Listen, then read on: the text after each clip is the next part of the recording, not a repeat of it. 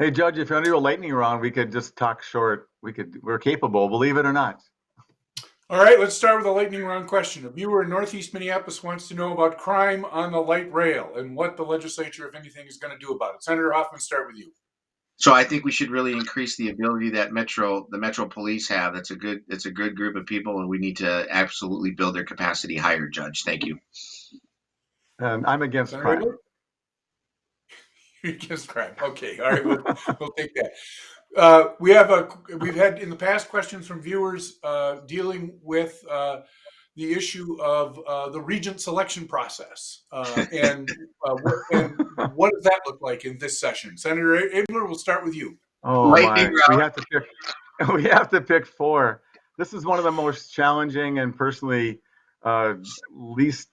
It's the problem with the system is there's a group called RCAP, which is a group of I think 24 people that bring forward good candidates. They screen them, and then at the end they go to the committees, who then bring forward a recommendation for a floor nominee.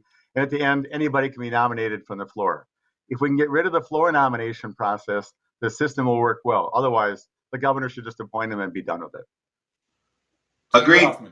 Lightning round. I agree with Abeler on that one. All right. Chronic wasting disease concerns with deer farms and the spread of chronic wasting disease. Senator Hoffman, we'll start with you. So there's a representative in the other body who actually eats, breathes, and sleeps this chronic wasting disease, and he's actually going to make it a priority. That would be Representative Hansen. And so looking forward to having those conversations over, because I just got reappointed to the Environment, Energy, and Climate Committee, and I think we'll address some of that in the environment side of it, but most of it's going to sit over in agriculture. Agreed. We have a question from a viewer about electric cars and what is the legislature going to do about electric cars? Senator Abeler, we'll start with you. Well, a big push, and then John can answer more. So electric cars, I mean, they're great, but they're not the Shangri-La, especially in the northern climates. I just met a guy yesterday. He's all excited about his electric car. He gets 260 miles on a charge, maybe 180 in the winter. I said, "Do you go to Florida on that thing?" "Oh yeah." Be a long trip. And so there's a place for those, but actually the answer in my mind in all that is better storage. So when more storage happens, we can do so much more things. I'll leave it at that.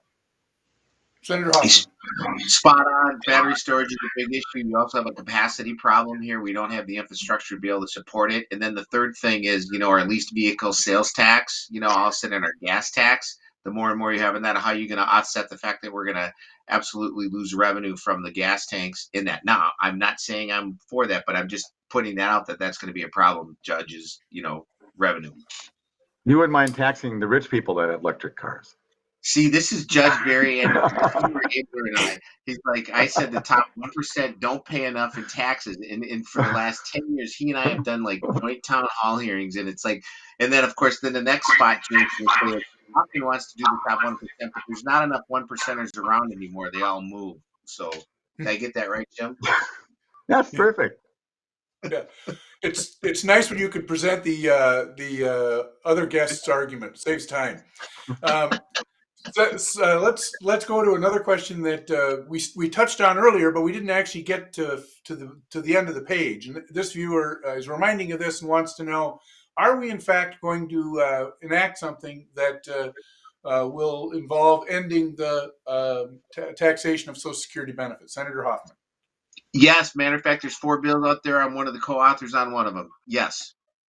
Senator Abeler. I hope so. And just so you know, I think the Senate is stronger on this than the House.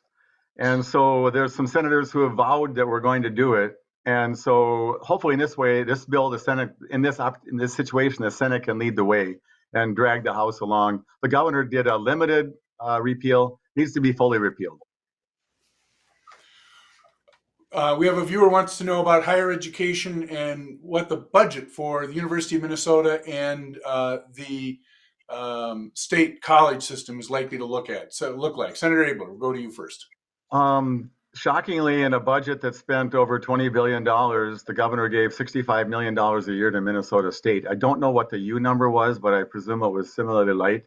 That's not enough money to pay the 2% COLA to the staff. And there's a few priorities, and I didn't come on here to bash the governor. I'm trying to work with the guy. If he'd ever call me back, which he seems to have a hard time doing, but I keep reaching out to him. I'm not kidding. Actually, I wish he would have engaged me more, and a lot of us do wish that as well. And so in the long-term care side and the higher ed side, some of these areas that are so critical that without, and particularly Minnesota State, is every man's, every woman's, every young person's opportunity to go. They admit them all to have a chance to succeed. And they're in everybody's backyard. We got to keep them strong, and 65 million in a budget of 20 billion is really comical. Yep, he's short. He's really short on that. Adding all those buckets, Jim, it's like $300 million is what Senator Fate has, and that's not even close to what it's needed. So, yeah, it's a lot of work to do on that one, Judge. Need training. Transportation, Senator Hoffman, what's happening in transportation this session? We have you each get about 20 seconds here. It's yours. I want to see non-emergency medical transportation providers get fully funded the rates that they need, because we got some people that desperately need that. There you go. Senator Abeler. Well, the governor's proposed some car tab increases and a sales tax. I think there's enough money in the system to get the roads working that we need, particularly ones in Coon Rapids, Champlin, Dayton, and Rogers. Highway 10. Highway 10. Are those taxes going to pass, do you think? Not if it's up to me. Look at that look on John's face. Judge, I don't think you got 34 votes yet in the Senate on that one. I don't. Holy cow, we got a $17 billion surplus and you're raising taxes. Like, could have had a V8. All right. Thanks, All right.